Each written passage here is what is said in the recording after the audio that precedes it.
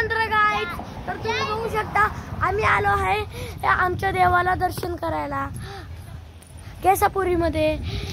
तर तुम्ही बघू शकता इथलची पाटी कल्पतरू पार्श्वनाथ दिगंबर जैन कल्पतरू बघू शकता. इथलचं वातावरण येईल थंड आगार आहे. गार गार लागतं इथं. कसं लागतंय जरा सांगा तुम्ही. खूप गार गार लागतं.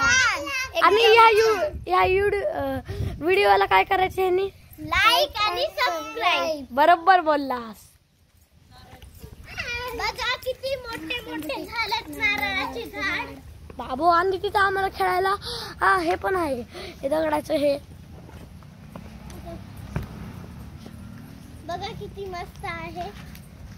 ही माझी मम्मी आहे. इकडचं चला आता आपण आतमध्ये चलूया. तर काय मी पण बोलतो तुम्हाला की प्लीज लाईक व सबस्क्राईब बी करा. मंदिरापासून एंट्री जातो. इकडून चल इकडून तिकडूनच कुठून इथून. हा हे बघा माझी मामी बसली आहे इथं. मामी बसली आहे सांगितलं का. हा चला. अरे तिकडून बंद आहे रे. मग कुठून जायचं. इकडून चल. उघडे आईने उघडले. चल चलो.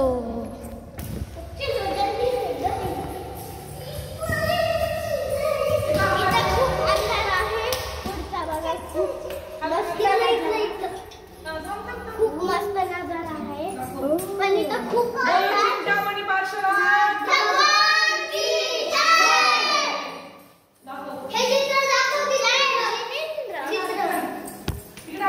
नीट सांगत जा.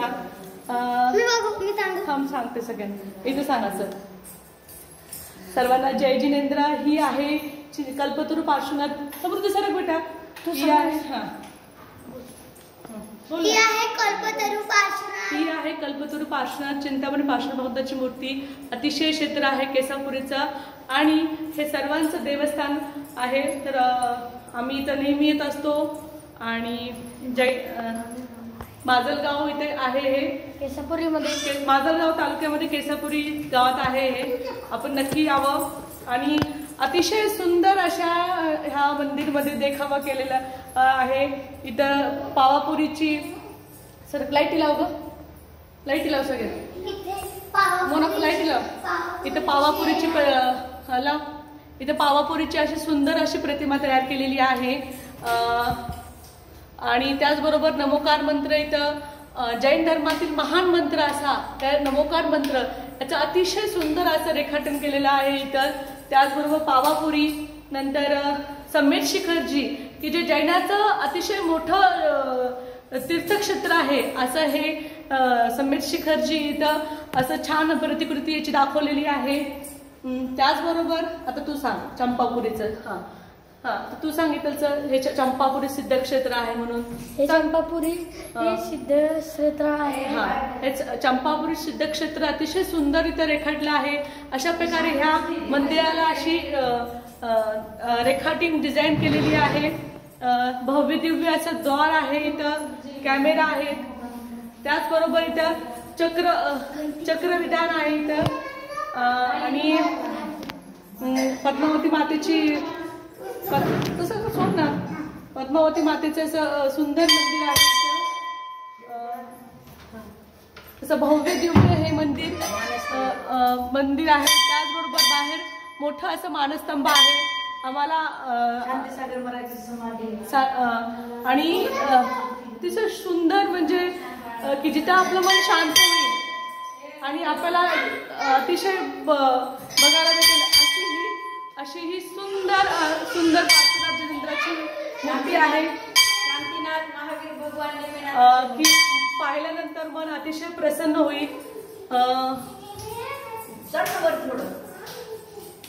आम्ही उशिरा आलो म्हणून आम्ही आत प्रवेश करू शकत नाही. Received 7 rupees on Google Pay for business. मूर्तीचं त्यामुळे आम्ही लांबूनच शूटिंग करत आहोत. तरी आता मी तुम्हाला बाहेरचं पण मानस्तंभाचं तुम्हाला दर्शन दाखवेल आणि महावीर माझा मुलगा महावीर दाखवाल. तरी आपण दुसऱ्या ब्लॉग साठी तयार राहू.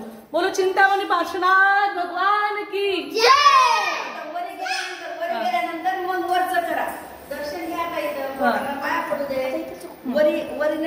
सगळ्यांनी या सगळ्यांनी यायचं आम्ही आम्ही सगळे दर्शनाला उलटच करेल मी थांब ना. दर्शन घेणार आहोत. खूप मला असं खूप छान वाटतं आणि मामी आली, महावीरची मामी आजी सर्वजण आलेले आहेत आणि खूप असं छान वाटतं आणि प्रत्येक गोष्टीला म्हणतात ना नशीब लागतं तसं हे आहे. ओके, तर आम्ही शांततेने दर्शन घेतो आणि पुढचं मंदिर सगळं तुम्हाला दाखवतो. सर्वांना माझा आणि महावीरचा बोल महावीर जय जिनेंद्र. ठीक आहे. ओके, आणि पार्ट 2 साठी रेडी राहा आणि प्लीज चॅनलला सबस्क्राईब करा. Please subscribe the channel and आवडला असेल तर नक्की नक्की लाईक करा. तुम्ही पण बोला करायचं ना सबस्क्राईब. Yes, bye.